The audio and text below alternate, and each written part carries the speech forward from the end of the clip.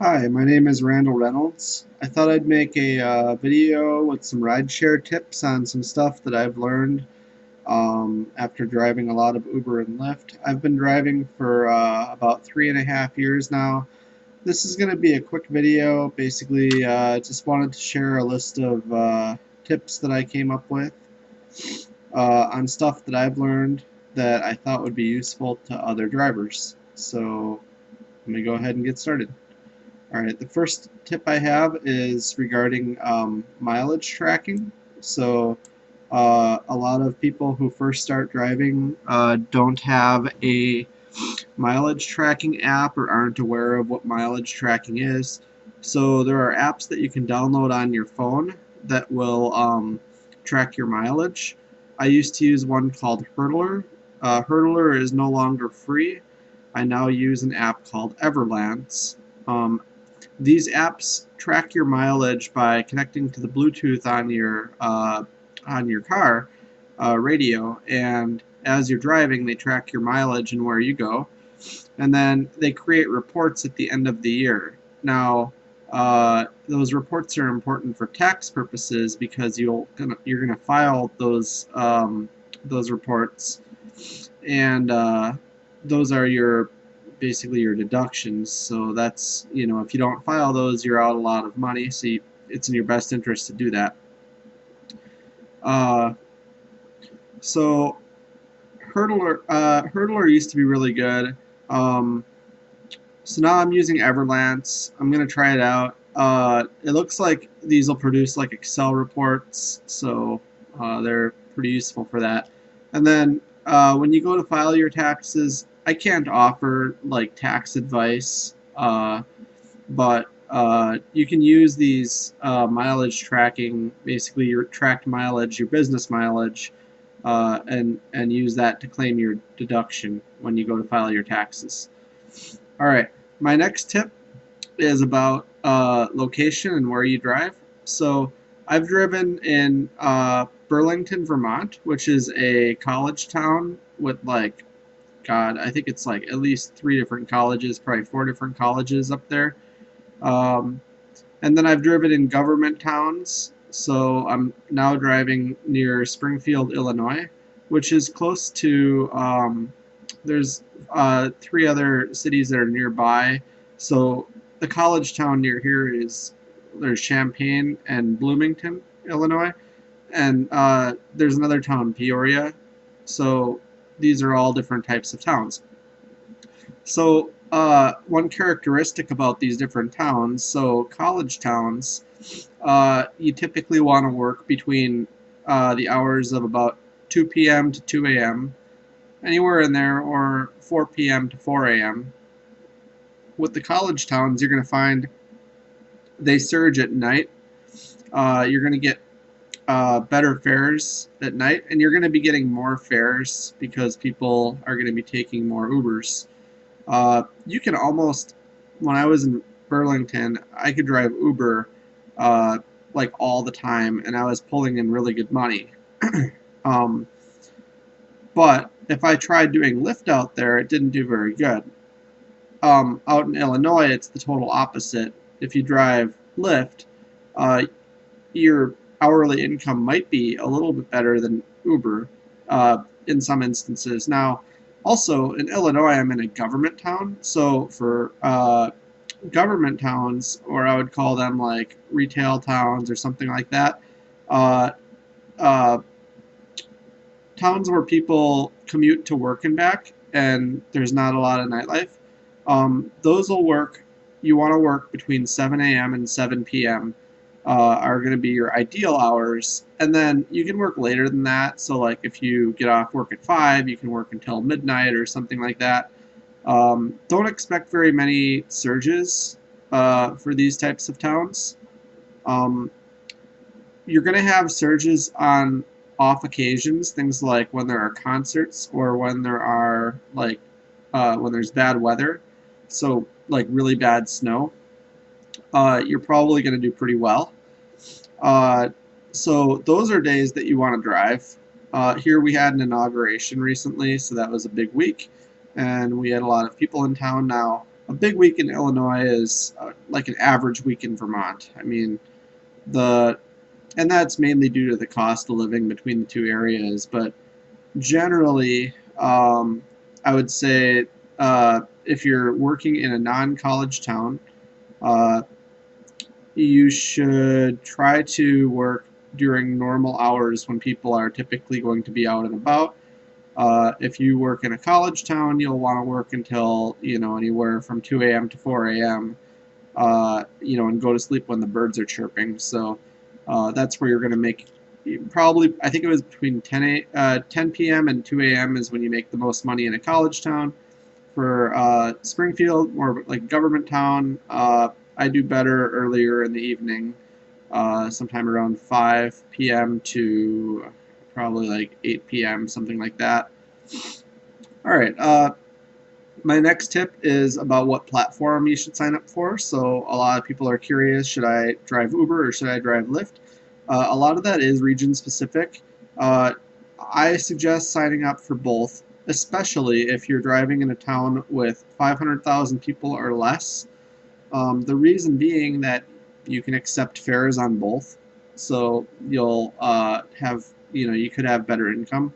Even if you find yourself only driving for one, like if you're getting nonstop requests on Uber, uh, you can still receive uh, promotions on Lyft every once in a while. So like every few weeks they'll want to, they'll extend you a promotion because they see that you haven't been driving for them frequently. So, you can get some pretty good deals off of Lyft that way. On the off chance that you do have a down hour, like I noticed sometimes between like 7 p.m. and 8 p.m. you might have a down hour.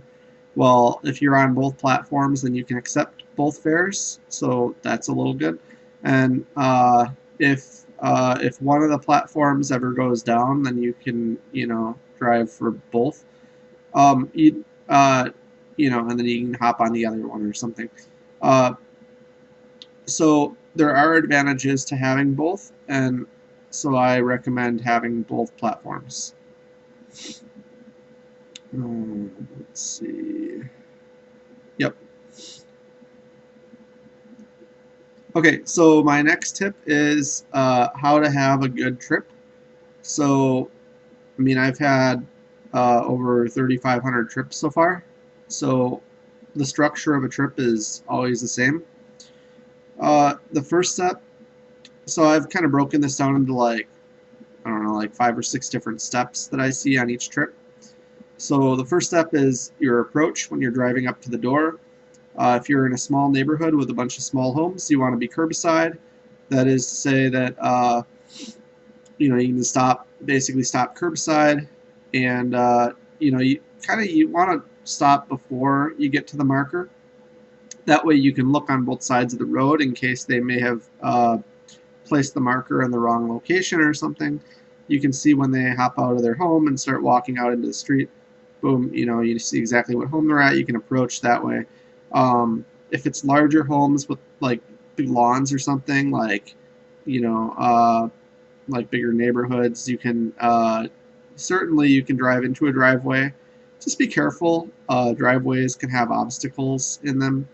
If it's really snowy or icy out, and certainly also making sure that you don't bottom out your car is important. So if you're pretty new to driving, I recommend only pick people up curbside. That is, approach people on curbside, pick them up there, drop them off. Same thing, drop them off curbside.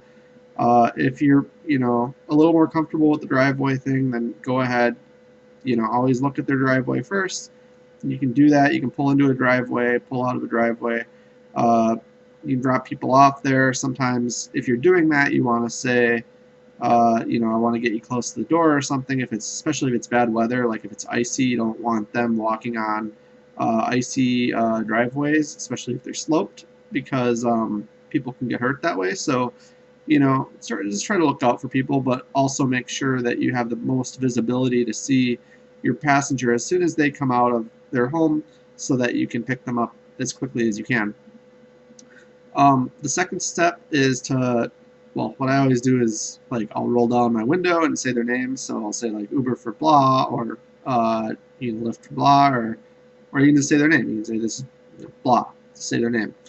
Uh, People like that because they like hearing their name and it confirms that this is their Uber, so they like that. Uh, One other little detail I would say when you're picking people up, you should put your emergency blinkers on. I always do that. The reason being that if someone approaches you from behind or something, they know that you're stopped. They aren't going to sit there and wait for you. They're not going to be upset. They're just going to go right around you, so that's great. So another tip, as someone is approaching your car, when they're walking toward your car, uh, maybe pull your car forward a little bit so that they're inclined to jump into the back seat. I find that people who sit in the back seat are a little bit, it's a little bit better to have people in the back seat because you can see them in your rear view mirror if you need to, and you can see around you better. So if you're making a right turn, you can look to your right and see out the window, whereas if you have someone in the front seat, it's more difficult to see.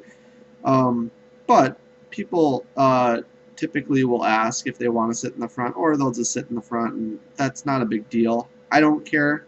I mean, it's more so, I think it's better to try to pull your car forward a tiny, tiny little bit so that they feel inclined to jump in the back seat, because I think that makes a difference in terms of your visibility. So when they come in the car, the first thing that you'll say is, you're going to accept the trip, and then it's going to basically say, okay, here's the destination. So then you say you're going to blah, and you list out their destination, and you just say you're going to address, and they say yep, and then you say, all right, you say, hi, how are you doing today? And they'll say, good, how are you, or something. So that's how you get the conversation going. So step one, you're going to address. Step two, hi, how are you doing today? It doesn't matter what they say.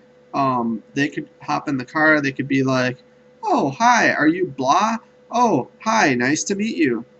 I couldn't care less what the hell they say. Your phrase is always the same. It's always, hi, this is an Uber for blah. All right, you're going to blah. All right, hi, how are you doing today? Even if they've said, hi, how are you doing? If you start and you say, hi, how are you doing today? They're going to say, oh, I'm good. They aren't going to care. Even if you're doing things out of order, those two sentences, hi, you're going to address, and hi, how are you doing today? Those two are the two things that you can say at the start of any trip. Doesn't matter what sequence. I don't care. They always work. So now, next tip is conversation with people. So you'll have different varieties of people sitting in your car. Some people will sit on their phone in the back seat or even in the front. If they want to sit on their phone the whole trip, let them. That's important. So another thing I've noticed is sometimes people will, when they hop in your car, they'll say, oh, it's cold out. And you turn up the heat a little bit. If someone comes in your car and they start singing to your radio, then turn up your radio a little bit. And I found that people appreciate that. Another one is if people are non-stop talking, they just want to talk and talk and talk, then just respond and have a conversation. It doesn't necessarily have to be an interesting conversation. Just, talk. Say something. If they look like they want to have a conversation, but they're not, doing something on their phone or something, but it's pretty silent. Silence is generally perceived as, I think it's sort of perceived as you're focused on your map or something like that.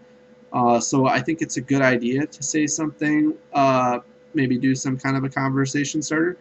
One that I like to use is if it's on a Friday or something, I'd say so what do you got going on this weekend, right? So what you're doing there is you're starting a question with the word what, as in what are you doing?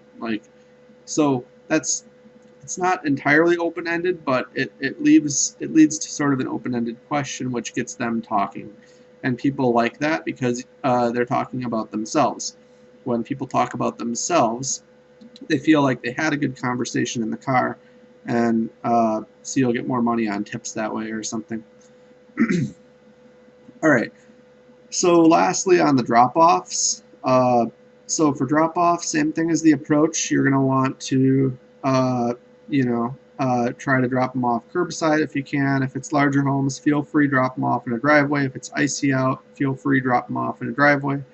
Um, I would say one thing I've noticed with maps, so Uber and Lyft maps are generally a little bit more accurate than Google Maps in terms of the drop off. So as you're approaching a home and you're dropping someone off, switch it over to Uber Maps or Lyft Maps, and a lot of times it'll have a better indication of what route to take to get straight to their door. I've noticed that on some occasions Google will drop people off behind their homes or something, and it confuses people, and so it's best to switch back to Uber or Lyft and do it that way. All right. So my next tips are fairly miscellaneous, so I'll go through them in no particular order. I have some good ones at the end of this too, so you can keep watching for these next tips. So my next one is for toggling between Uber and Lyft. If you're driving, so here's what I have for that is you can easily toggle between Uber and Lyft using the Lyft icon. Lyft lets you easily flip your driver mode on or off. That's great. So if you're logged into both apps, you can turn one off pretty easily. If it's Uber, you can do that too. On Android, I have a little thing on my phone where if I hit the menu button twice, it swaps between the two apps, so that's an easy way to flip between the two quickly. And if you're driving on Lyft, I like to turn on last trip as soon as I start a trip. The reason being that if there is an Uber surge during the Lyft trip, then I will have the opportunity to work Uber without having a Lyft ride queued up immediately after my Lyft trip. I kind of primarily try to drive Uber over Lyft because of the surges. So that's my tip there is basically if you're driving a Lyft trip, always turn on that last trip option just in case Uber surges. And then on either platform, if you don't have another trip queued up, then well, I would say this is especially true on Lyft. If you don't have another trip queued up, turn on your Uber app when you're 2 minutes away from your destination. You can do the same thing on Lyft if it's not very busy during the day. If you're driving an Uber trip and it's not very busy, go ahead 2 minutes away, flip on the Lyft app. Maybe you'll get a rider request. Great. You've saved yourself 2 minutes of waiting for the next trip. So that can help you get more fares. All right. Another tip I have is for air fresheners. So I like to buy air fresheners, the Febreze ones for my car. I think one air freshener is good for me. And I put it up in the front, and that's all you need. If you just display an air freshener there, then people will think that your car smells good, even if it doesn't. So I recommend having an air freshener in your car, and you can buy these for pretty cheap. You can buy like a 5-pack of air fresheners, or even go to Costco and buy a shit ton of air fresheners. As for vapes, sometimes passengers will ask about if they can vape in your car. If it's a long trip, like 2 hours or something, I let them. But if it's a short trip, they can wait. You don't need to let them vape in your car. Smoking, I've never had a request for someone to smoke in my car, but if somebody did, I would probably say, same thing basically, just wait until, and they're fine about that. They don't care. They can wait like 5 minutes or something if they need to. All right, my next one, so along with smoking, gas station trips. A lot of times people who smoke want to stop at a gas station to pick up cigarettes. When you stop at a gas station, drop them off by the door. This is your chance to gas up or do a quick vac on your car. I recommend check your gas level real quick and see, and if you can, try to sneak in a fill up on gas. The reason being that fill ups on gas can take some time, and So the more time you take filling up your tank, the less profit you'll gain. So if you can do that while you're on a trip, all the better. Then you've doubled up your gas fill ups with your trip, so you've saved time that way. So that's another good way to maximize your income. Same with quick vacs. If a gas station offers a free, especially if they offer a free vacuum, go ahead. Someone's going to go and buy some cigarettes. Go ahead. Go up to the vacuum and vacuum out your car. It's going to save you some time for whatever time you're normally going to spend outside of your driving, vacuuming your car, because you won't have to do it as often. So that's another good way to save time. All right, another one. So food in your car. So if you see that somebody has food, then I like to. So what I like to do is tell people at the start of the trip, like, one rule: if you can, just please refrain from eating in the car. That'll help keep it clean for the next person. And people generally adhere to that. Now there are exceptions, and also sometimes people will sneak food in, or they'll have food and they'll just bring it out. If you hear the food, try it out. Let people know. It's not going to damage your rating too much. Like, it'll help keep your car clean, so you don't have to clean it as much, and that helps save you time, which helps gain more revenue. So, that's another thing I like to do for the food. Let's see here. Another one I have is for music. So I always play top 20 radio stations. The reason being that is popular music, so people listen to it. I've also had reasonably good luck with independent radio stations that plays uncommon music, but generally the top 20 does better for me. Also, if it's like a really rowdy night, like St. Patrick's Day or Halloween or something, one tip: you can play, if you try playing like some smooth jazz music, everybody in your car will suddenly change. Like, they're going to totally change their personality based on the music that you play. So, play something that's less rowdy on those nights, and people will become less rowdy, which is good, because they're less likely to make a mess in your car or something. Okay, so another thing that comes up frequently, a lot of times people will have 5 people. When you see 5 people exiting out of a home, always ask them, how many people do you have? And I've gotten 2 reactions out of that. The first is that some people, well, I should say 3 reactions. Some people will be honest and they'll say, I have 5 people or I have 6 people. Can we all fit? In that case, you say, no, I can do 2 Ubers or an XL. And if they insist, say it again. Say, I can do 2 Ubers or an XL. And eventually they'll cave and they'll do it. Let's see. Another reaction I've gotten to that is, I think of my other reactions here. All right, I've gotten the one where they've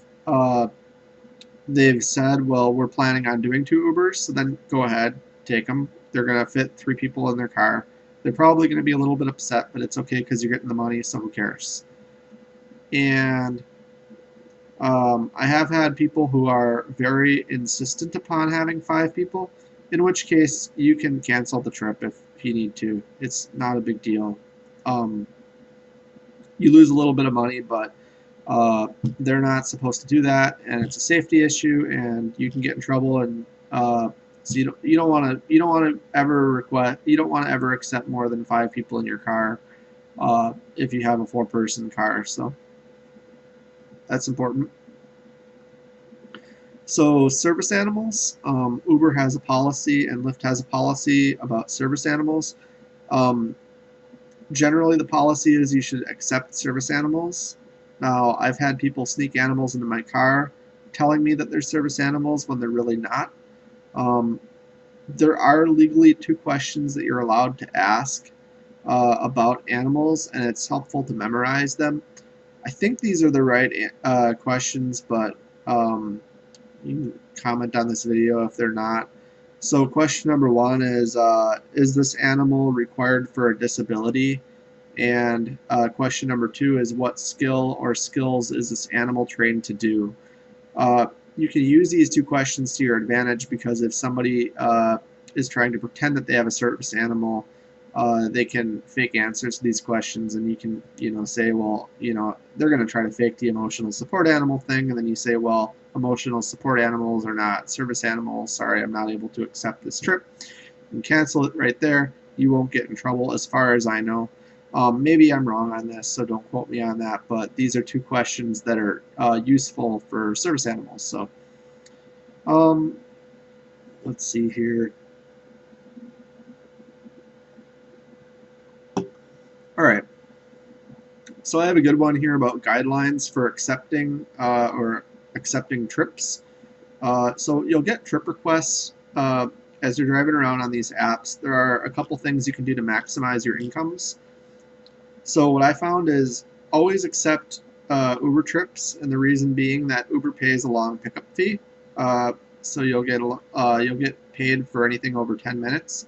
And Uber pays more during surges, and if you're on an Uber trip and there's no surge and then a surge comes up, then it'll queue up that trip, or you can choose to accept that trip, whereas Lyft will automatically queue up trips for you even if you don't get any kind of a surge for them. So generally speaking, I would always accept the Uber trips over the Lyft trips.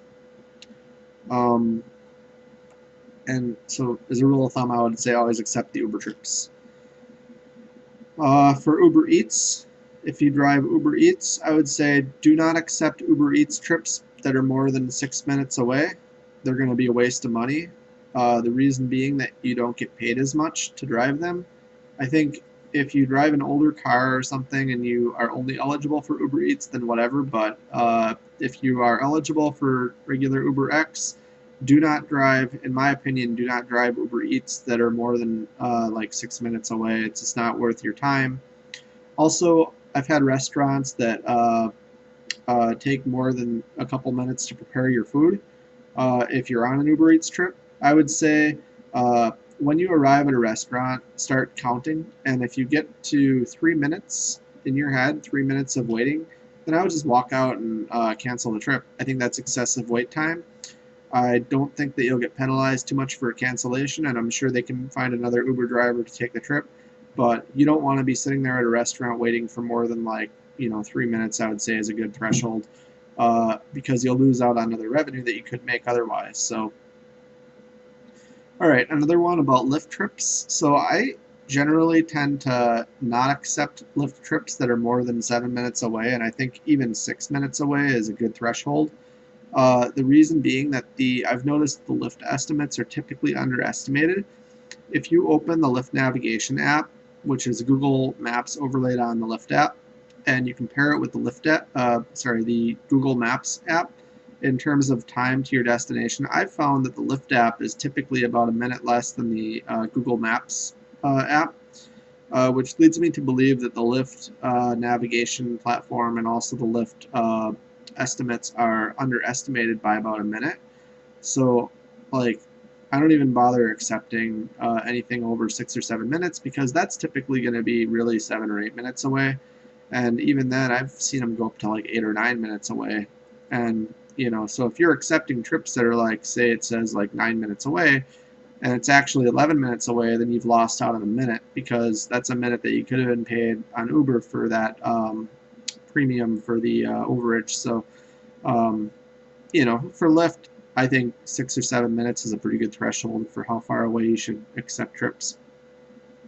Along the same lines, never accept a Lyft trip that's more than 10 minutes away. The reason being that you will not be paid more for that trip. So, whereas in contrast, Uber does pay for anything more than 10 minutes away. So, I don't recommend accepting Lyft trips more than 10 minutes away. So another one, let's say you accepted a trip and you're driving toward it, and then you realize that, a big concert just got out or something, there's a surge going on now. Just cancel the trip. I canceled the trip. I don't feel any guilt in doing that. I think it's a good thing to do, because you can say you're driving toward somebody and you're 2 minutes away and you cancel it, and you had a 1x going for you, and now you cancel it. Now there's a 4x surge going on around you, while you're guaranteed a 3x out of that. So you've just made 3 times the money off some other trip, So you've basically at least doubled your money. And so go ahead and cancel the other trip. It's just a good idea to do that. Uh, Also, if there's a big surge going on around you, something like, say, 2.5x, 3x, I find that it's a good idea to never accept anything that's less than 0.5, less than the surge. Sometimes you can say 0.7 less than the surge amount. So if it's a 2.5x, do not accept anything less than, I would say, probably like a 1.7x is probably the very minimum I would accept in that case. Because you know, the money is there. You can go ahead and make more money, so go, go take the money. Basically, it's dumb not to, right? So let's see here. Yep. So that's what I had for guidelines for requesting trips. All right. My next tip is about car cleaning and detailing. I like to get my car cleaned detailed once a year. I think it's a good idea to get your carpets shampooed and your seats shampooed, especially if you know that somebody spilled something, or if, like, say you just go in your back seat and you smell the seat and you go, oh, it smells like whatever, like fruit juice or something, right? Then, go ahead and get that shampooed, because I guarantee you someone's going to notice that, and so it's a good idea to do that. And it doesn't cost that much out of your income to have your car cleaned. Uh, Now, for car washes, I would say if you had a snowstorm or something, like, and you're not expecting a lot of snow after that, or if you've had bad weather and it's all muddy out, and now you got a bunch of mud, dirt, whatever on your car, uh, or even like bugs, like in the summertime, you get a lot of bugs on your windshield or something, and so go ahead and get your car wash. If you're filling up with gas, the bugs can be removed using those little squeegees that they have at the gas stations. That'll help save you some money if you use those. So when you're filling up with gas, go ahead and squeegee your windows. Uh, get the bugs off there. That'll save you from getting a car wash. So uh, those are some ways. I think that paying the like $5 or whatever it is for a car wash when it's dirty weather to get a clean car is going to help you with tips and things. So it'll also enhance people's trust in you as a driver, because they'll see that you take care of your car, and therefore they think that you're taking care of your driving. So people like that. So go ahead, get your car cleaned. Okay. My next tip is about route changes. So let's say this comes up pretty frequently. You're going on a trip, and someone in the backseat driver, says, hey, I want you to turn left here. Okay. So what do you do in that case? So a lot of, I would say, novice drivers are going to go ahead and turn left there. And the problem with that is that then you're following the instructions of the backseat driver instead of the instructions of Uber or whatever you have. And so I don't know. I don't like it personally. I think it goes against your job, basically, which is to drive people from location A to location B. So what I like to do in that case, so in Google Maps, if they tell you to turn left somewhere, a lot of times there's a little button on the Google Maps that says similar ETA or like 1 minute slower. When they say turn left there, you say, okay, let me change your route for you. And then you click the button. Now the reason you do that is because then it alerts the person behind you who's giving these commands that, oh, you're actually following your phone, not them. I better look at your phone and see what directions this person is following. That way I better understand what directions he's following, so I'm not going to sit there and, and direct him to go a certain way. So that's good. Another one is if you find that the route that they're requesting is like 2 minutes longer, then just remind them and say, well, just so you know, it's going to be another 2 minutes according to Google Maps. And people generally don't care too much. Sometimes they take a little bit of offense, but whatever. This is just what I do on this. And then also, if people are really irritable about the route that you take, you can remind them that there's a button in Uber where they can report if a better route could have been taken and claim credit.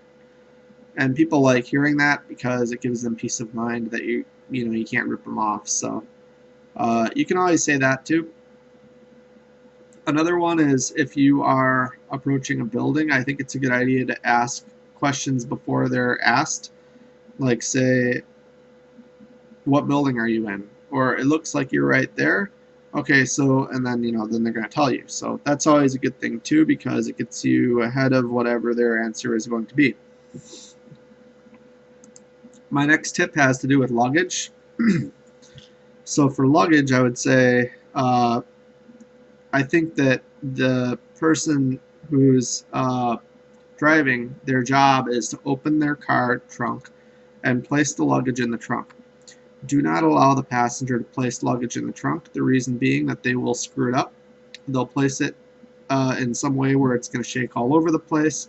No, you want to place the luggage in the trunk for them. Help them out with that. They'll appreciate it. You'll probably get a better tip out of it, so do that.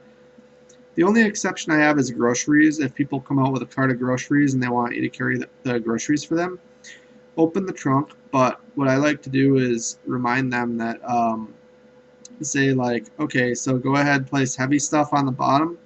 Anything fragile you'll want to carry. If you just leave it at that, then people will generally place things in a good way in your trunk so that it won't move around too much, and I've had good luck with that technique. Alright, my next one is a tip about decal placement. Always adhere to your local guidelines. So, for example, in Chicago, you are required to display a city tax emblem in the front of your car. So do that. Same with an airport emblem on the back of your car. So do that. I think that having 2 Uber and Lyft stickers on the back of your car never hurts, because typically that won't affect your visibility and it helps people track down your car better from behind. On the front of your car, I think the less stickers that you have, the better, because it enhances your visibility. And something else that I've found that works for me is in the summertime, I like to wear an Uber hat, because even though it's not a decal, it's something that's on my head and it has the logo on it and people can see it and they know that I'm the Uber driver or whatever. And so that helps because it doesn't block my visibility. So I like to do that. So another tip, and I think this is my last tip, and that is about charging cables. So for charging cables, sometimes people ask, can they charge your phone? I like to keep a USB port open and offer them the USB port, but not cables, because people tend to break cables. So, and typically if people are going like say 2 hours or something, they have a charging cable on them. So they can hand you their charging cable, you plug it into the USB port, they're happy as a clam. So do that. And I think that's all I had for tips. If anybody watching this video, if you guys have any other tips that you'd like to add to this video, feel free, go ahead and add them. If you see anything that I missed, please add tips. And I hope this video has been helpful for you. Thank you.